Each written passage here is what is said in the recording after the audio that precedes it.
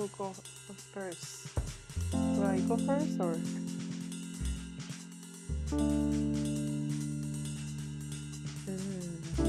Okay. Is this question for you? Like the one that I have is the one that I answer or that I make the question? I can go first. Okay, perfect. What's your definition of happiness? Being at peace with myself, knowing myself, and accepting myself as honest as I can be. That's happiness to me. I think for me, it will be family. Yeah. Yeah. I don't have much to say, No, but I family think is your happiness. family is like. Yeah, family is happiness. Mhm. That's for sure. If you could have 1 hour of honest conversation with anyone, who would you choose to talk to and what would you ask them? I think I will choose to talk with my grandma again, and I will just ask her how did she was kind of like so supportive of my mom without feeling like it was her pure responsibility. Mm, So more like an advice. I will ask for advice. for advice, oh, that's beautiful. Mhm. Yeah. Well, in my case, I would say my father.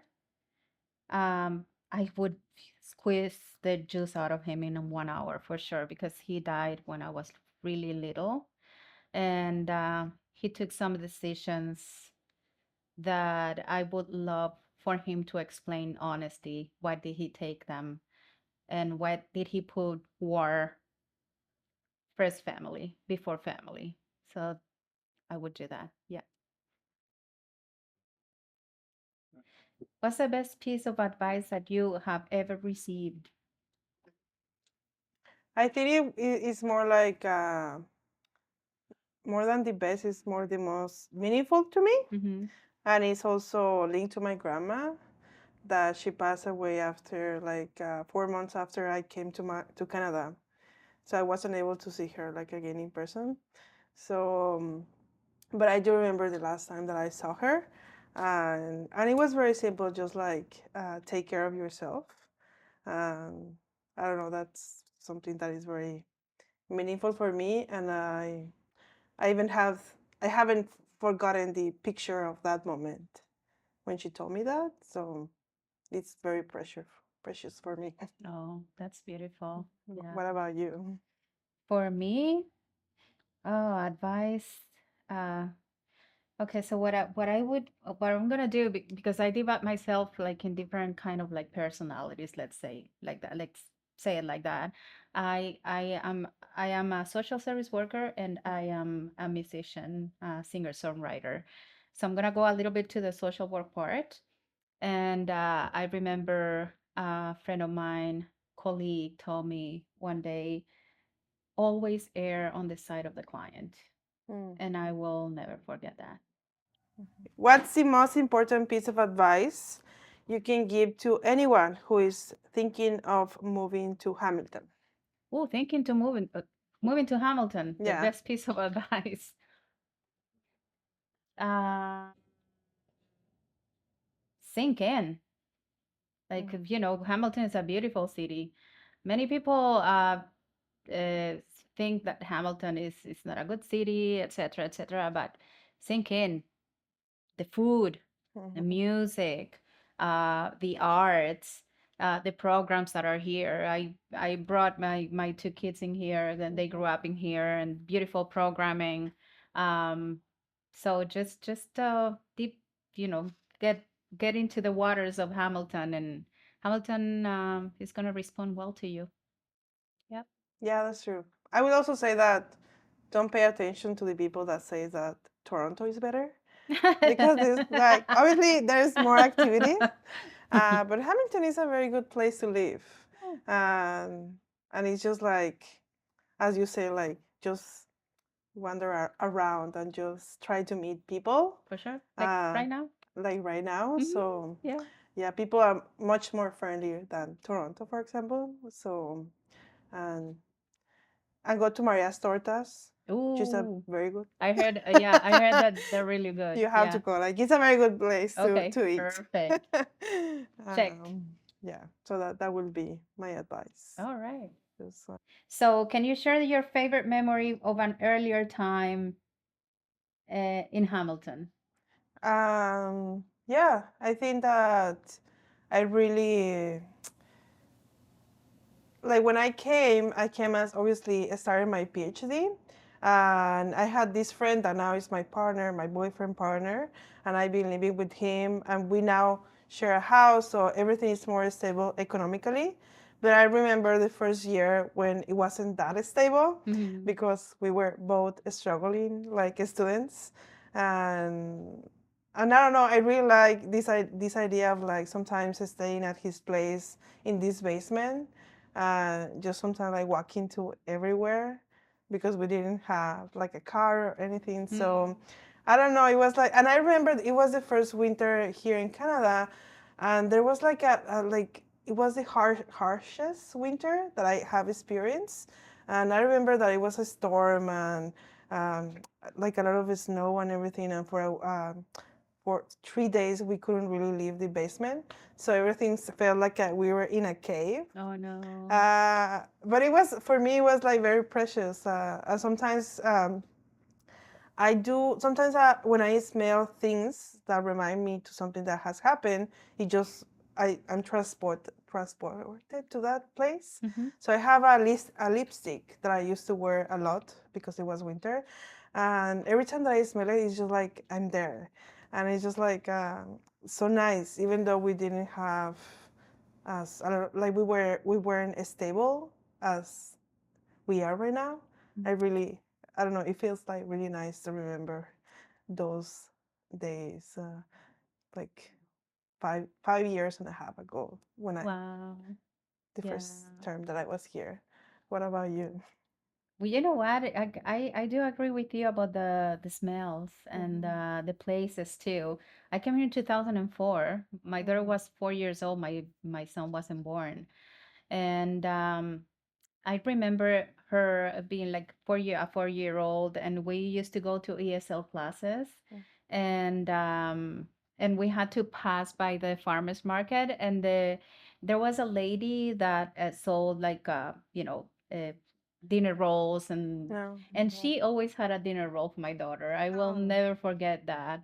And I remember my daughter being like, she missed El Salvador and her cousins and so badly. So she decided to adopt this persona. She looked like Dora the Explorer. Mm. So she Yeah. adopted Dora for herself, and Oh. that was, I guess, like a way to cope with all the changes. Mhm. But the other thing that I agree with you, it's like somehow we had like a simple life, Mhm. like a simpler life Yeah. when you are coming here and then you're going through to the process of learning the culture, the language.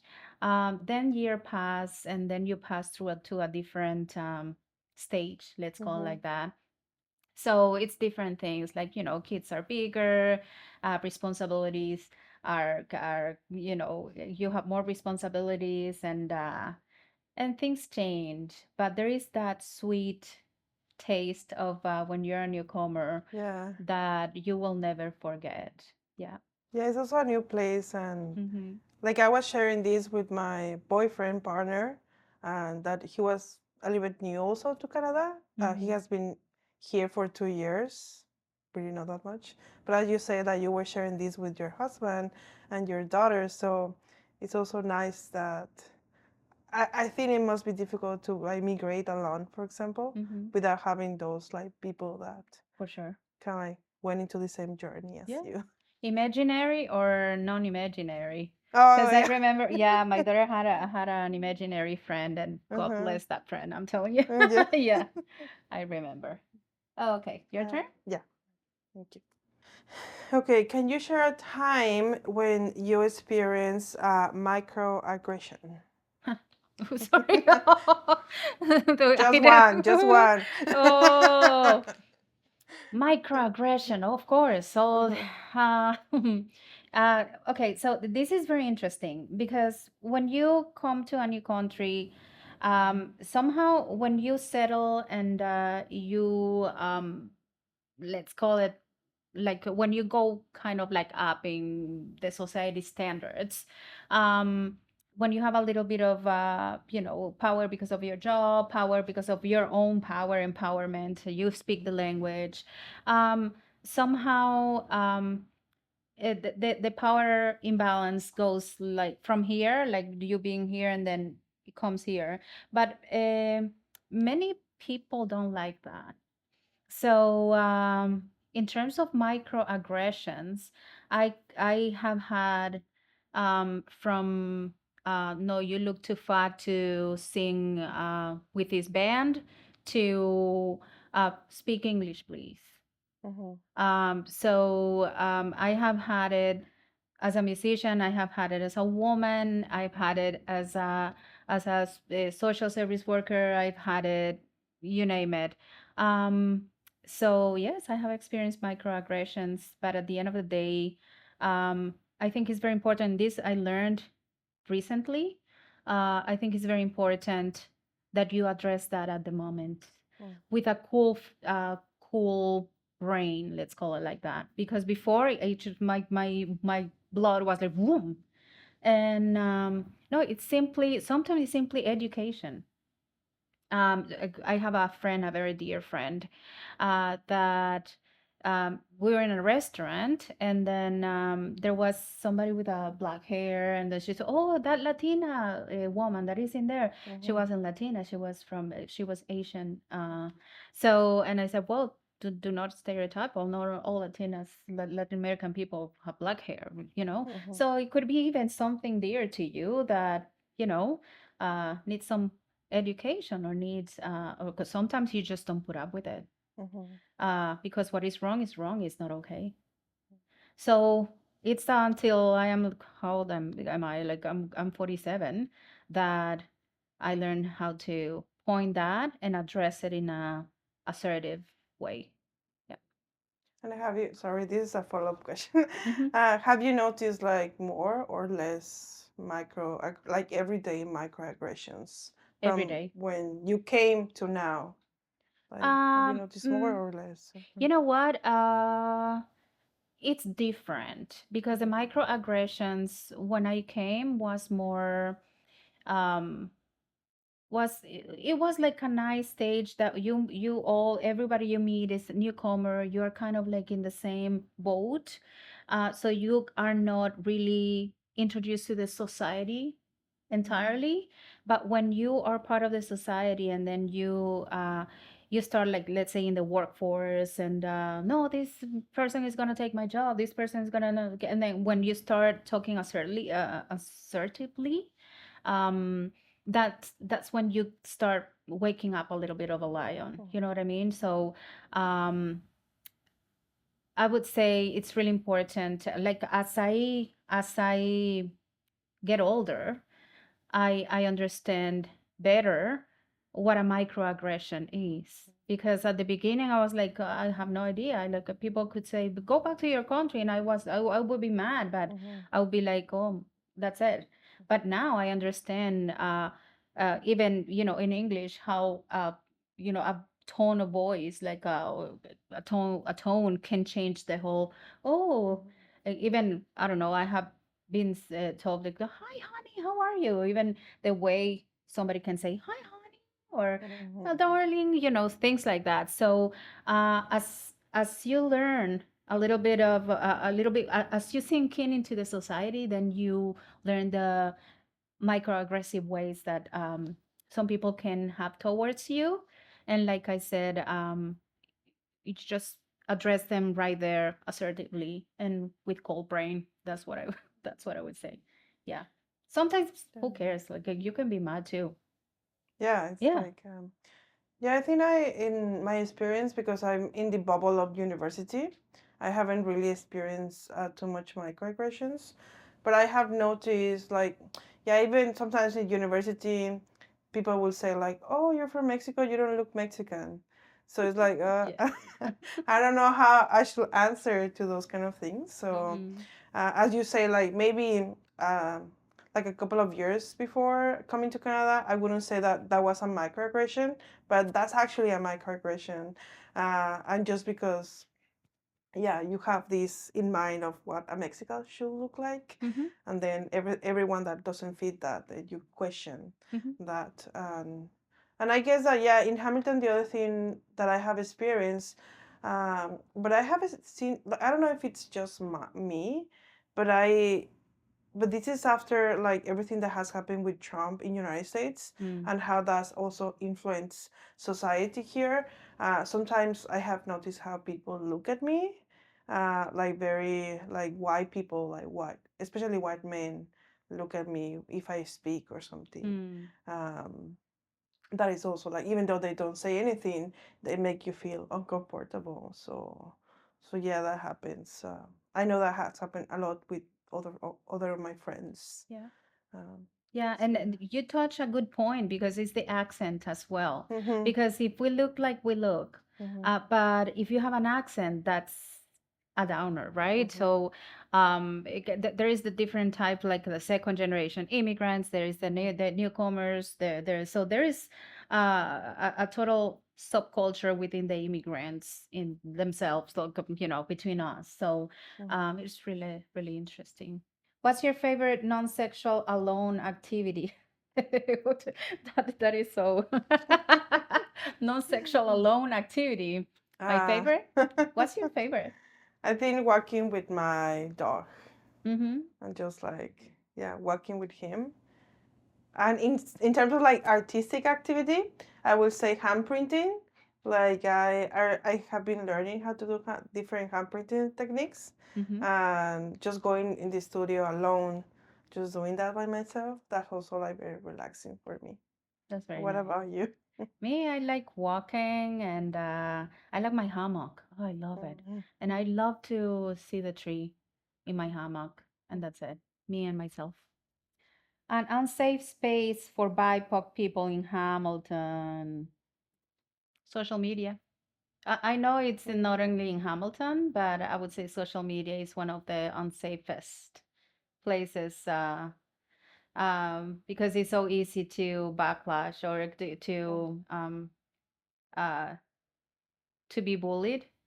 Yeah, and I'm not saying it for me only, but for youngest generations as well. Mhm. But Hamilton itself,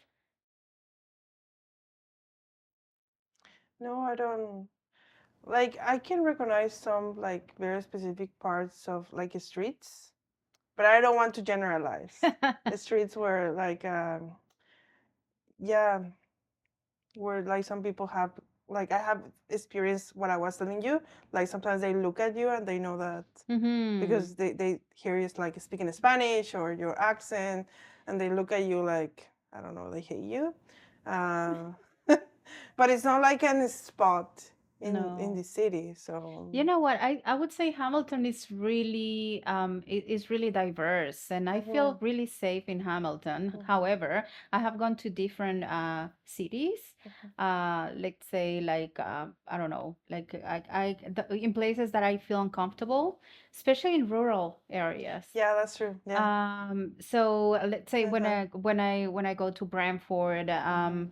I feel uncomfortable because I look different than everybody else.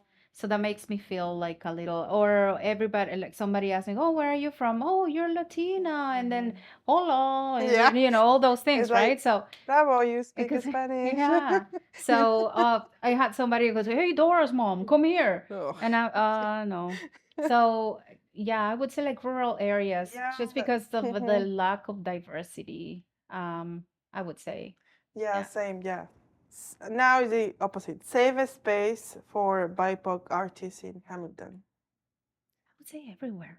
Mm. I'm sorry, but I do sing in Spanish all the time, and Mhm. everywhere I sing, I have sang everywhere in Hamilton, and people welcome, like Hamiltoners welcome me. Mhm. Um, I don't know if it would be. I have been St. Catherine's, same thing. Maybe because Latin American music is like La Yeah. Bamba and everybody dances, And it's but you know what very I mean. welcome. Yeah. But it's Mhm. people stereotype us like in the sense the music that I sing. But I have also, because I do have my own project, and Hamilton has been so welcoming to my own music, which is in Spanish as well, only one song in English. And uh, I feel safe in Hamilton, I would say. Yeah, Yeah, same.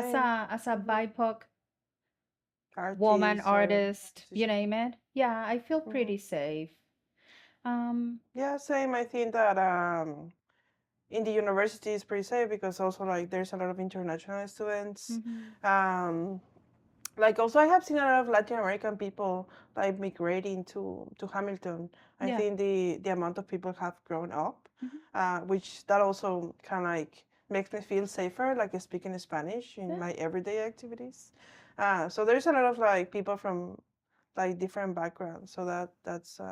But I think that obviously personally I do feel very safe in Factory Media Center because I have been collaborating with them. Um, yeah, they like I haven't felt like weird good or people. anything. Hmm. So Yeah, but you know what? yeah, We also have to talk about lateral violence because I think it's very important.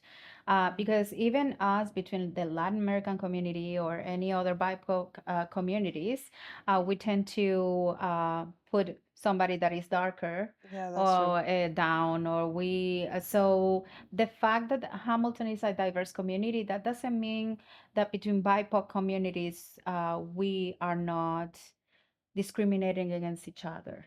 So I think that's really Mhm. important because it's not only the color, but it's only the class that you come from, even the immigration status that you come from, that plays a role. Or how Because you migrated, also it's the yeah. reasons behind. So Yeah.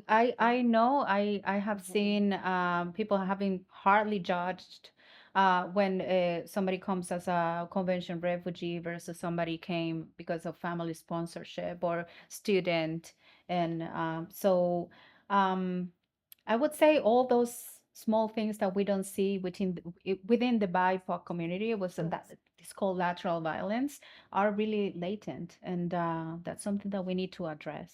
Yeah. Yeah, there is obviously a big things with colorism in yeah, like Latin America. It just because we're from Latin America Hmm. context. And actually, that same question, like you don't look Mexican, it has also come from Latin American I people. believe it. So, Yeah, exactly. who is the most famous person you've met? Famous person, Fidel Castro. Yeah, when I was little, Oh, such a, well, I grew that up in was Cuba. shock. That's shocking. I grew up in Cuba. So Okay. because the war and Mhm. so it was the 1980s, and I don't know if well, you may not remember the Chernobyl explosion, and so there were a lot of kids. So me as a kid, we were taken at the time to the Soviet Union embassy to sign a book of Oh. condolences. And then there was Fidel Castro there, and said, he asked me, where are you coming from? And says, from my house. So that was my answer. And yeah, that was my, Oh, yeah. that's amazing. I cannot win you. No. Like the most famous person is like from RBD. I don't know if Oh my you gosh, yes. like Christopher. Yeah. You know the Okay. so I just saw him in the airport Oh, once. no way. But obviously your story is much better than mine. Nah. No, it's perfect. I love RBD. Yeah. Yeah. So I was like, is that Chris? Yeah. But he was with his boyfriend. And I was like, oh. Oh, cool. Nice. What's something that needs to change immediately in this city? Yeah, the biggest kind of like thing around Canada actually is like also like the housing problem Yeah. because everything is just like super expensive. And you see a lot of buildings like coming like popping up like popcorns. Yeah. But then the rent is the same, like it's very expensive. Yeah. So Yeah. Yeah. We need to change encampments. We need to do mhm, something about it. Um, we need to find a way to build affordable housing. mhm, Um, Poverty is huge. Uh, did you know the rate of Ontario works right now, or Ontario Disability Support Program is not enough to survive. So we need to change that as well. So not only in Hamilton, but I would say in Ontario. Um, we need for Me- sure, yeah. Yeah. Mental health also is Mental like health is huge. mhm, Addictions, mhm, mental health, and right now I was reading. I work in within the Brantford area, but mm, so I was reading that only this past week there was around 19 overdoses, too fatal, too much, too many. Um, so we need to really work on that. There's so many things. When I came here to Canada, I was mesmerized about the amazing first world country that that received me.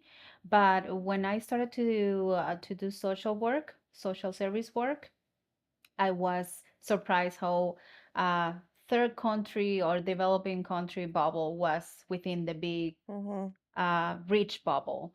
So those sub bubbles they need mhm, to disappear, and Hamilton has those sub bubbles really uh, latent. Like you can see them, right? You can just walk outside and you will see the mhm, tents. Something needs to be done about it. We need to work together because we need to adopt the thinking that is in my backyard. It's in my backyard problem.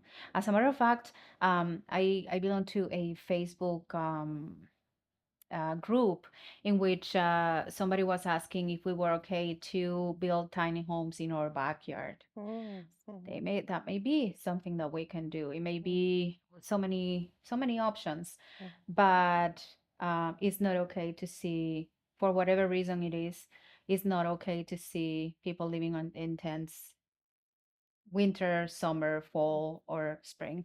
Is not okay. This is uh, this is a rich country, and it's not only that because no country should be have should have homeless individuals or families, but Canada, mm, yeah.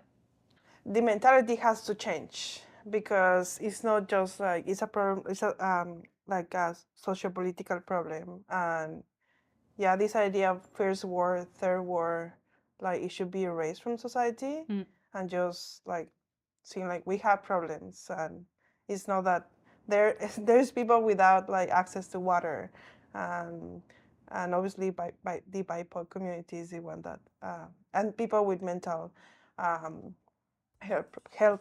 problems are the ones that are suffering a lot. So I think yeah, the mentality has to change I agree. in general.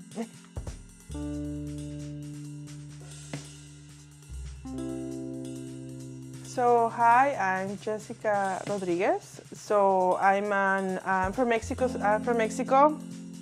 Uruapan. Then I just migrated here 6 years ago. I plan to stay as long as I can. And I'm also an artist, and almost a professor. I'm almost finishing my PhD. So people there, you are invited to my defense. No, not true. You are not. Uh, but yeah, I'm an artist. I work with performance. I work with hand printing now, and with video.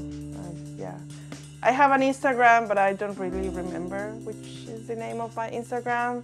So maybe you can look at the comments. And I'm also an influencer now. Okay. No, I'm not. I'm not an influencer. But you can look at my social media in the description. Yeah.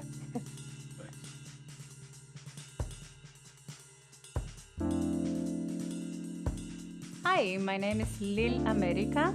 I was born in El Salvador and I came here to Canada in 2004, so it's been almost 20 years. I am a singer songwriter, I am a mother of two, and yeah, I am a worker. I am, you name it. So you wear so many hats. But as a singer songwriter, I can share my social media. It's Lil underscore America A, so double A. You will be able to see my music. My latest album is Courage Music Healing, and it's a there are some songs that I did in a very difficult moment in my life that I had to take some time for myself and heal. So it's a group of songs that are really heartfelt and that they help me in my healing process. So that's my latest album, and I sing everywhere in Hamilton. So I know I'm gonna be at the Afrofest with a 10-piece salsa band called Kebola. I will be actually singing on August here on Agora Park. So I'm gonna be with my own project, singing my music. I will be at Barangas on the beach on July. Uh, I'm not sure which weekend, but I will be. Just check on the Barangas on the Beach website. So I'm gonna be there with Kebola, and I also sing with a trio. So we sing boleros, Latin music everywhere. So you are more than welcome. You will see me. I'm pretty sure you will see me somewhere there in Hamilton.